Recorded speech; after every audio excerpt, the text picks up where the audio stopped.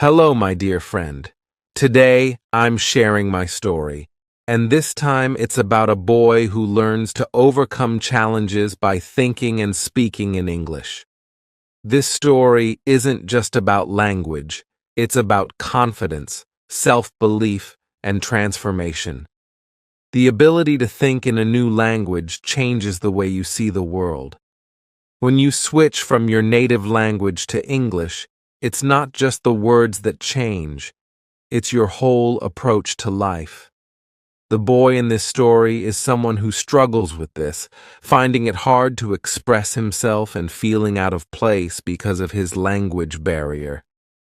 However, he embarks on a journey to train his mind to think and speak in English. This journey isn't just about grammar or vocabulary. It's about developing the mindset of someone who sees English as a way of life. He learns to overcome shyness, deals with the pressure to speak fluently, and tackles the fear of making mistakes. His story highlights how language becomes a bridge to connect him with new ideas, people, and opportunities. The story follows his internal dialogue, his struggles, and his small victories as he slowly begins to think in English. There are moments of frustration, moments of triumph, and an underlying message that real growth happens when you push past your comfort zone. As he narrates his story in his own words, you'll feel like you're walking alongside him, hearing his thoughts, and experiencing his breakthroughs in real time. Now, let's dive into his world and see how this boy transforms his thinking, speaking, and ultimately his life. The story. Hello, my friend. My name is Max. This is the story of how I started thinking in English. It sounds simple, right? But trust me, it wasn't. I grew up speaking another language, one that made me feel comfortable, like wearing an old pair of shoes that fit perfectly. But when I started learning English, it was like trying on a new pair that was just too tight. I couldn't walk right in it. In school, I used to be that boy who sat quietly in the back of the class, praying that the teacher wouldn't call on me. My English was fine when I read or wrote, but speaking? That was different. I would get tongue-tied, and even when I knew the right words, they just wouldn't come out. My classmates would answer questions in English so easily, like it was their first language, while I struggled to put together basic sentences. I remember one day, the teacher asked me to describe my weekend in English. I froze. My weekend was fun. I had gone to the beach, played soccer with my friends, and even tried some new food. In my head, I had the perfect story. But when I opened my mouth, all I could say was, beach, ball, good. It was embarrassing. I could see the other kids giggling, and the teacher just gave me that look, the one that says, "You can do better." That was the moment I decided things had to change. If I didn't start thinking in English, I'd always be stuck, unable to express myself. So I made a plan. The first thing I did was surround myself with English. I changed my phone settings to English. I started watching English TV shows and listening to music in English. At first, it was hard. My brain wanted to switch back to my native language, but I forced myself to stay in English mode. You know what the hardest part was? Not just understanding the words, but thinking in them. When I watched a movie, I would pause it and repeat what the characters said, trying to make their words my own. I had to remind myself, don't translate in your head, just think in English. One day, something amazing happened. I was at the store, and I needed to ask for help finding something. Normally, I would rehearse what I wanted to say in my head in my language first, then try to translate it into English. But this time, I just asked. I didn't think about it. The words flowed out of me naturally. "Excuse me, where can I find the bread?" The clerk smiled and pointed to the aisle. "Over there, next to the dairy section."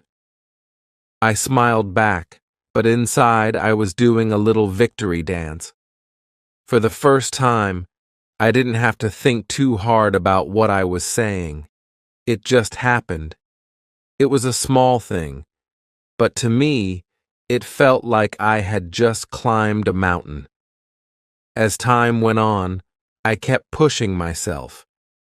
I would practice speaking out loud when I was alone. I pretended I was having conversations with people in English, even if it felt silly. My English teacher noticed the difference. One day, she called on me again, asking about my weekend. I took a deep breath and spoke. "I went to the park with my friends. We played soccer, and after that, we had some ice cream. It was a lot of fun." No pauses, no or just smooth, clear English. The teacher smiled. "Great job, Max." That moment felt like everything had clicked. I had unlocked something in my brain, and now I could think in English without getting stuck. It was like I had learned to ride a bike. At first, it was wobbly, but now I could go anywhere I wanted. But the real test came later when I met some new friends who spoke only English. We were at a party, and for the first time I wasn't nervous about talking to them. We chatted about movies, sports, and school. I was laughing and telling jokes, just like I would in my own language. I realized that I wasn't thinking about how to speak anymore. I was just speaking. The funny thing is, once I stopped worrying about making mistakes, my English got better. I wasn't afraid to say something wrong because I knew that's how I would learn. And the more I talked, the more natural it felt. It wasn't just about knowing English anymore. It was about thinking and living in it. After that party, things began to change for me in ways I hadn't expected. I realized that speaking English wasn't just about getting the words right. It was about connecting with people. I started to feel more comfortable in situations where I had to use English, and the more I used it, the more confident I became. At school, my teachers noticed too. They stopped giving me that concerned look when they called on me in class. Instead, they would ask me questions, knowing I had the ability to explain myself clearly. I wasn't the quiet kid at the back of the room anymore. I started raising my hand more, volunteering to answer questions, and even participating in group discussions without worrying that I might mess up. One day, my English teacher, Mrs. Jenkins, pulled me aside after class. "Max," she said, "I've noticed how much you've improved. You've really come a long way. I think you should consider entering the school's public speaking competition." My first reaction was to laugh. Me? Public speaking? The idea of standing up in front of an audience and talking for minutes on end seemed impossible. But Mrs. Jenkins wasn't joking. She handed me a flyer for the competition. "You don't have to decide right now," she said, "but think about it. I believe you could do really well." I took the flyer home and stared at it for a long time. Could I really do this? A year ago, I could barely answer a simple question in English, And now someone was suggesting I stand in front of the whole school and give a speech. The thought of it made my stomach twist. But at the same time, a small voice inside me was saying, "Why not?" Over the next few days, I couldn't stop thinking about the competition. The more I thought about it, the more I realized that this was the next step. I had worked so hard to improve my English, to think and speak in it without hesitation. This was my chance to prove to myself that I could do something even bigger. So I went back to Mrs. Jenkins and told her I wanted to enter. She smiled and said, "I knew you'd come around. You've got this, Max." Now came the hard part, writing the speech. The theme of the competition was overcoming challenges, and I knew exactly what I wanted to talk about. My journey with English. But how could I explain everything I had gone through, all the frustration, the small victories, the fear of speaking, and the moment it all clicked, in just 5 minutes? I spent days writing and rewriting.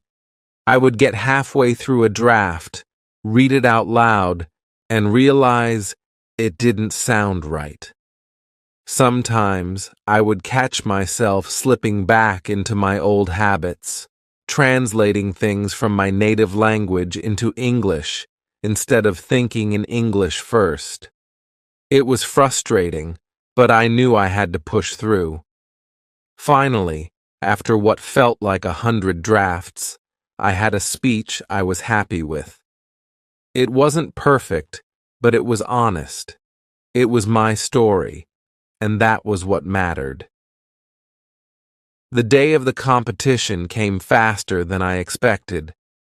I stood backstage, holding my note cards, feeling my heart race.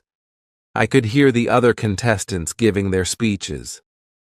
Some of them were amazing, confident, funny, and smooth. I started to doubt myself again. What if I forgot what to say? What if I messed up in front of everyone? But then I remembered what I had learned. It wasn't about being perfect. It was about trying. Even if I made a mistake, that didn't mean I had failed. I had come so far already, and this was just another step in the journey. When my name was called, I took a deep breath and walked onto the stage. The lights were bright, and the room was filled with people, teachers, students, and judges, all watching me. For a second, my mind went blank. But then I looked out into the audience and found Mrs. Jenkins. She gave me a small nod, and that was all I needed. As I spoke, the nerves started to fade.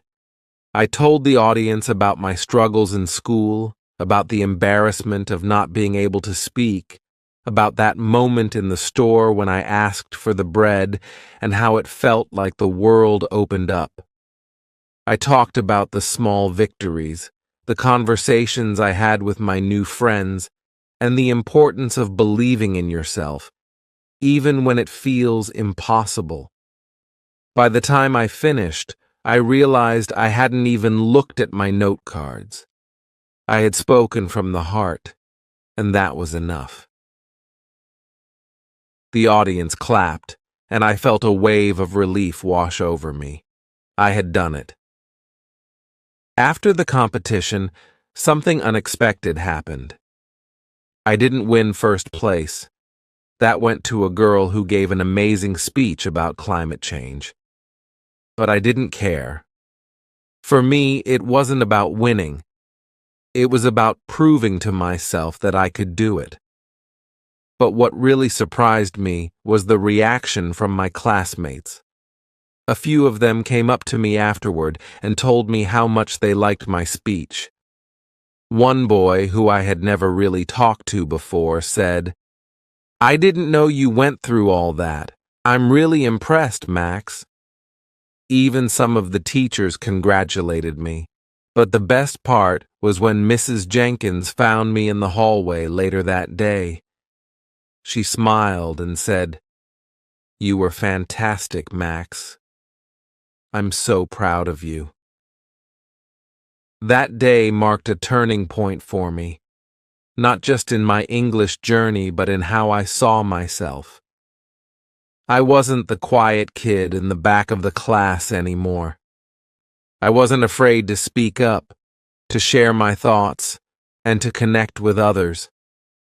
Learning to think and speak in English had given me something more valuable than just language skills. It had given me confidence.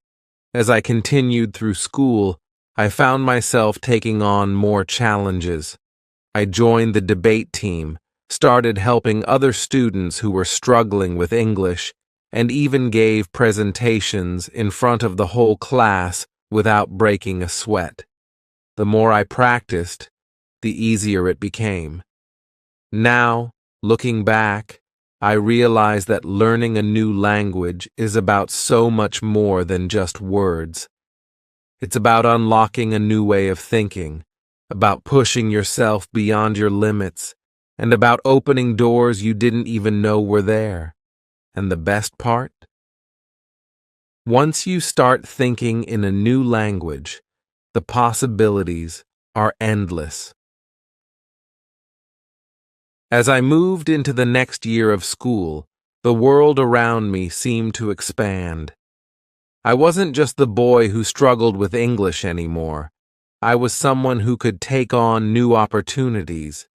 It was like every challenge I faced had taught me a lesson in resilience. One day, something exciting happened.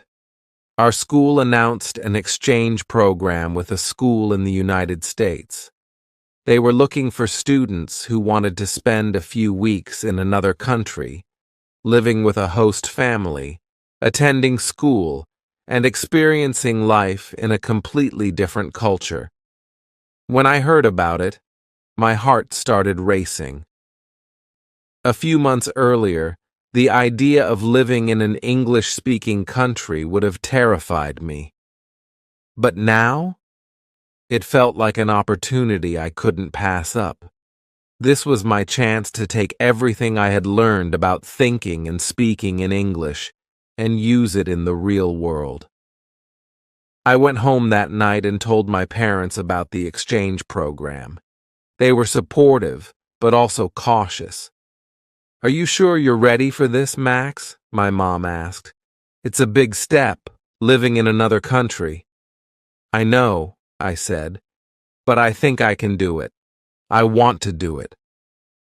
After a long conversation and some paperwork, I was accepted into the program. I would be spending 3 weeks in a small town in the U.S., living with a host family and attending high school there. It felt surreal. I had never been outside my country before, and now I was about to dive headfirst into a new culture. The day I arrived in the U.S., everything felt both exciting and overwhelming. The airport was huge, and as soon as I stepped off the plane, I was surrounded by English. This wasn't the classroom English I was used to. It was fast, casual, and filled with slang I hadn't heard before. For the first time in a while, I felt a bit out of my depth. But then I reminded myself, I had come this far. I could do this. My host family, the Parkers, were waiting for me at the airport with a sign that said, "Welcome, Max." They were friendly and warm, and as soon as we started talking, I realized that I was holding my own in conversation. We talked about my flight, what their town was like, and how I was looking forward to the experience. Sure, there were moments when I didn't understand something right away, but instead of getting embarrassed or shutting down, I asked them to explain, and they did, patiently and kindly. Over the next few days, I settled into life with the Parkers. They had a son, Ryan, who was about my age, and we quickly became friends. Ryan introduced me to his group of friends at school, and for the first time, I found myself hanging out in an environment where everyone spoke English all the time. It was a little overwhelming at first, but it also felt liberating. I didn't have to think so hard about what I was going to say. The words just came to me. I remember one afternoon when we were all hanging out at a cafe after school. Ryan's friends were talking about a basketball game they had watched, and one of them asked me if I liked basketball. Without hesitation, I jumped into the conversation. Yeah, I love basketball. We play all the time back home. My favorite player is Giannis Antetokounmpo. His game is just unbelievable. Everyone nodded, and one of the guys said, "Man, Giannis is a beast. Do you play any sports?" We spent the next hour talking about sports, school, and music. It was the kind of conversation I never thought I could have a year ago. I realized something important that day. I wasn't just surviving in English anymore. I was thriving. I was making jokes, sharing stories, and connecting with people in a way that felt natural and effortless. As the weeks went by, I started to feel more and more at home. The Parkers treated me like part of their family, and Ryan's friends became my friends. I even got involved in some of their school activities. They had a debate team, just like at my school, and Ryan convinced me to join one of their practice sessions. At first, I hesitated. Debate in English? That seemed like a huge step, even for me. But then I thought about all the other challenges I had faced. Every time I had pushed myself, I had grown. This would be no different. The debate topic that day was about technology in education, something I had a lot of opinions on. As we started the debate, I felt a familiar rush of nerves, but once I started talking, it was like all the practice I had put in kicked into gear. I wasn't just speaking English. I was arguing, presenting ideas, and responding to questions in real time. After the debate, one of the teachers came up to me and said, "Max, you did really well. You should think about joining a team when you get back home." It was the kind of compliment that reminded me of how far I had come. A year ago, I was terrified of speaking in English. Now, I was debating complex topics with native speakers. The exchange program flew by, and before I knew it, it was time to go home. Saying goodbye to the Parkers and my new friends was harder than I expected. In just a few weeks, I had built connections that felt meaningful. But as I boarded the plane back home, I realized something important. The experience had changed me in ways I couldn't have imagined. When I got back to school, everything felt different. I was more confident, not just in English, but in myself. My teachers noticed it too. I started taking on more leadership roles in class, helping other students who were struggling with English, just like I had. I joined the debate team, like the teacher in the US had suggested, and even started tutoring younger students who were learning English for the first time. I wasn't just thinking and speaking in English anymore, I was living in it. Looking back on everything, I realized that this journey wasn't just about mastering a language. It was about pushing myself beyond my limits, about believing that I could do something that once seemed impossible. And in doing that, I discovered something even more important. That growth happens when you're willing to step outside your comfort zone, to make mistakes, and to keep going even when it feels difficult. Thinking and speaking in English wasn't just about words for me. It was about unlocking a new way of seeing the world. And now, as I look ahead to new challenges, I know one thing for sure. No matter what comes next, I'm ready. After returning from the exchange program, life felt different in the best way possible. I was no longer the quiet, uncertain kid who struggled to find his voice in English. Now, I was someone who could walk into a room, start a conversation, and connect with people from different backgrounds. It wasn't just about speaking the language anymore. It was about how that experience had transformed me into someone more confident, more open to new possibilities. One morning, as I sat in the cafeteria with my friends, a familiar voice interrupted our conversation. It was Mrs. Jenkins, my English teacher. She approached our table with a smile on her face. "Max," she said, "I need to talk to you for a minute. Do you have some time?" I nodded, curious about what she wanted. Mrs. Jenkins had always been supportive of my progress, but this seemed different, like she had something important to share. We walked over to a quieter part of the hallway.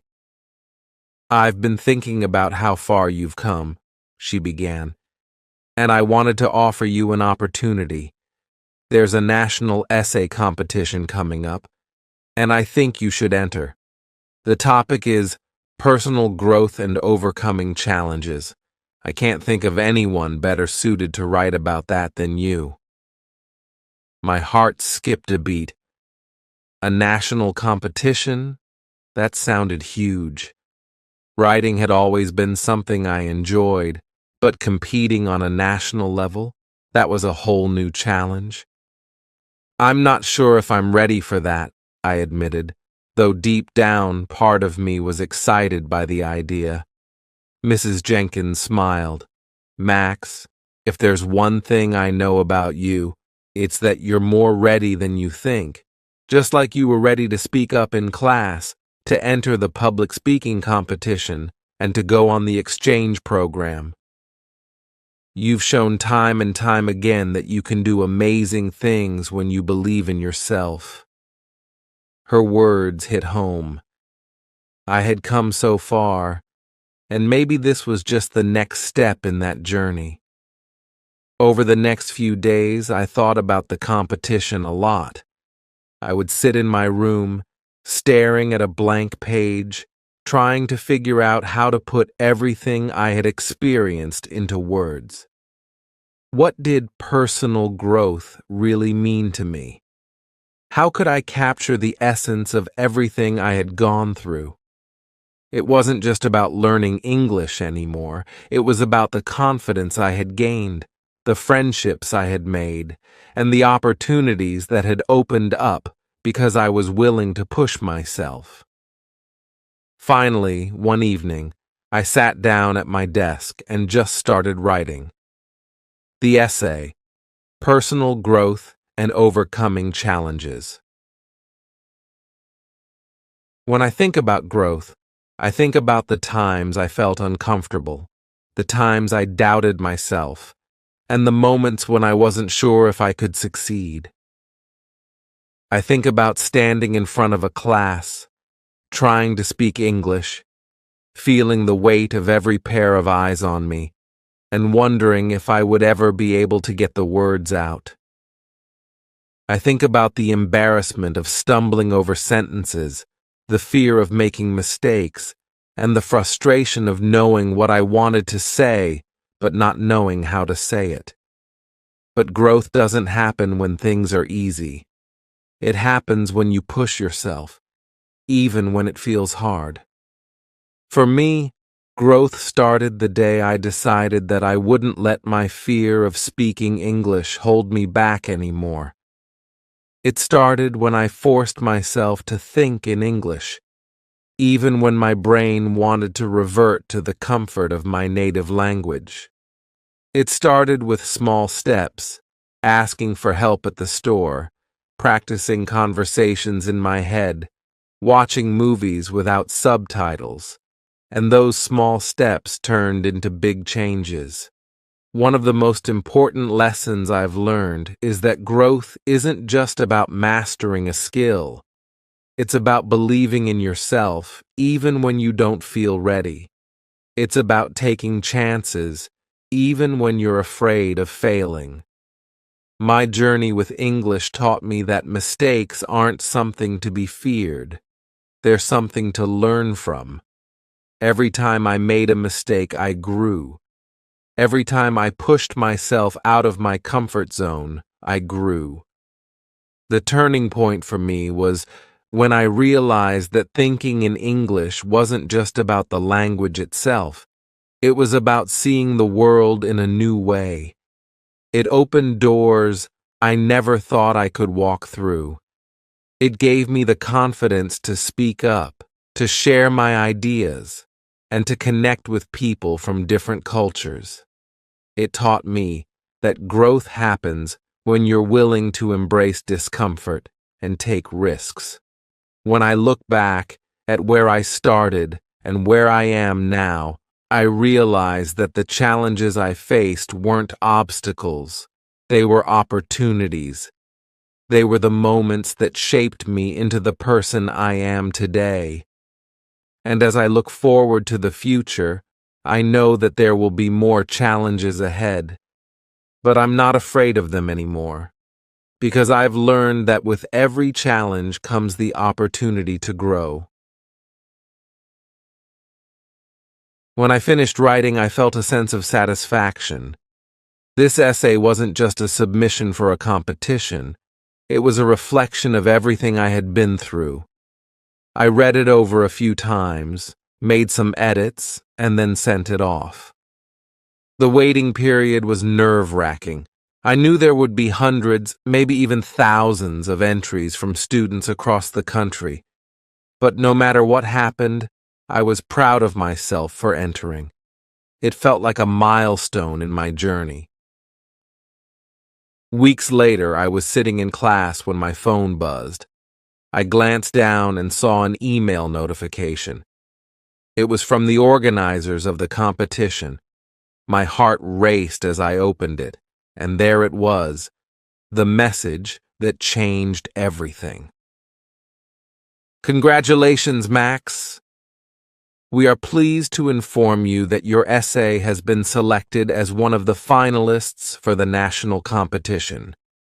You've been invited to attend the award ceremony in the capital, where the winners will be announced.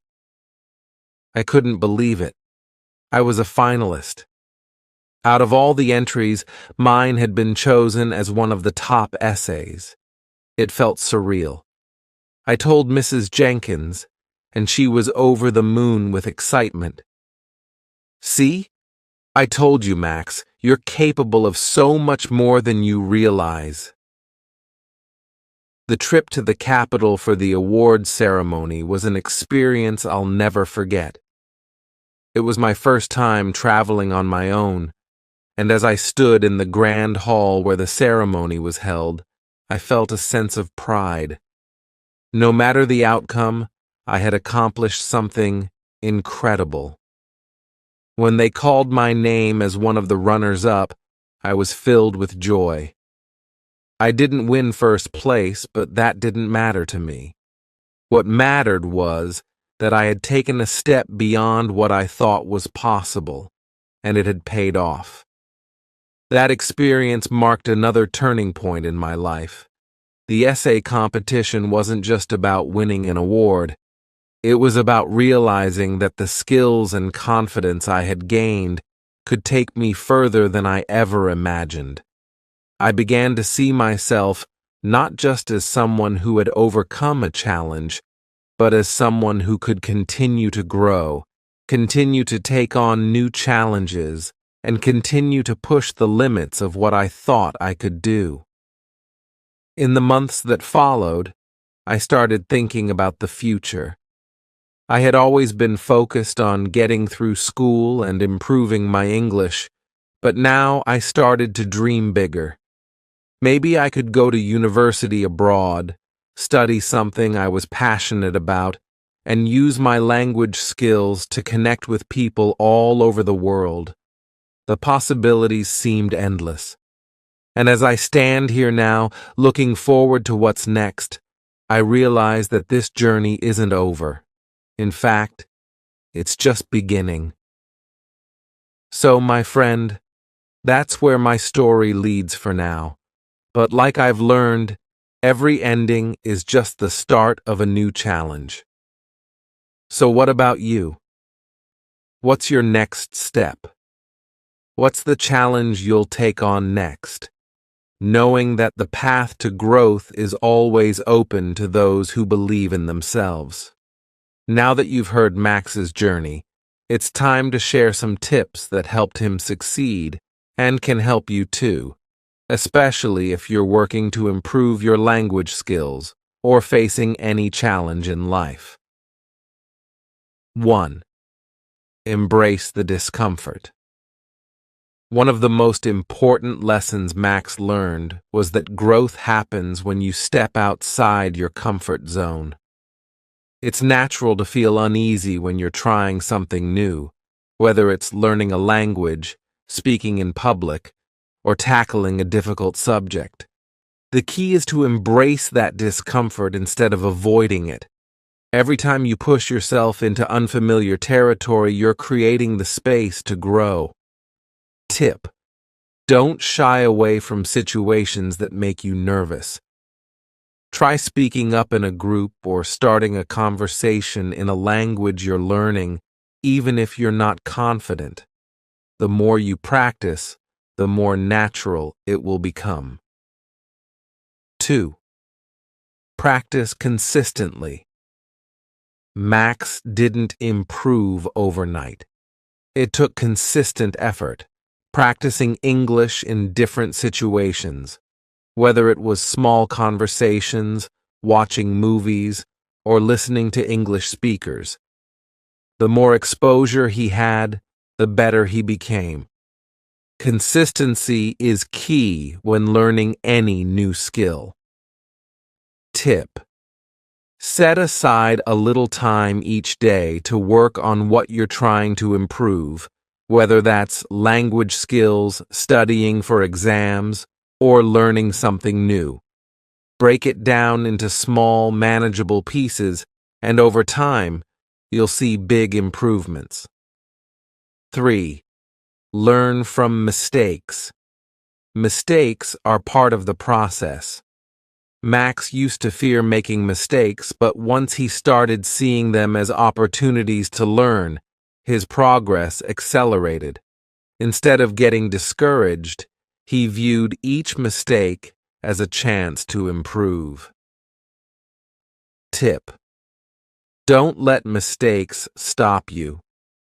When you stumble, reflect on what went wrong and how you can do better next time. Celebrate the fact that you're trying, and remember that every error brings you closer to mastering what you're learning. 4. Set small, achievable goals. Max didn't aim to become fluent in English all at once. He set small, realistic goals along the way, like holding a conversation in English or writing an essay. These small successes built his confidence and kept him motivated for the bigger challenges ahead. Tip: break your goal into smaller steps. Want to improve in school? Focus on acing one subject at a time. Trying to learn a new skill? Aim to learn one aspect of it each week. Celebrate each small win. 5. Surround yourself with supportive people. Max had his teachers, his host family, and his friends who encouraged him at every stage. Surrounding yourself with people who believe in you can make a huge difference. They'll offer guidance, cheer you on, and remind you of your progress when things get tough. Tip: find people who support your growth, whether it's friends, family, or mentors. Share your goals with them, and don't hesitate to ask for advice or encouragement when you need it. 6. Take every opportunity to practice. Max improved by putting himself in situations where he had to think and speak in English constantly, whether it was in class, at the cafe, or even in casual conversations with his host family. The more he practiced, the more natural it became. Tip: look for opportunities to apply what you're learning in real-life situations. If you're learning a language, try ordering food in that language or watch your favorite show without subtitles. The more you engage with what you're learning, the faster you'll improve. 7. Believe in yourself. Self-doubt can be a major obstacle, but Max learned that believing in himself made all the difference. The more he trusted his ability to succeed, the more confident he became. Tip: remember that every expert was once a beginner. Believe that you're capable of growth, no matter how challenging the task may seem right now. When you believe in your own potential, you'll be more motivated to keep going, even when things get hard.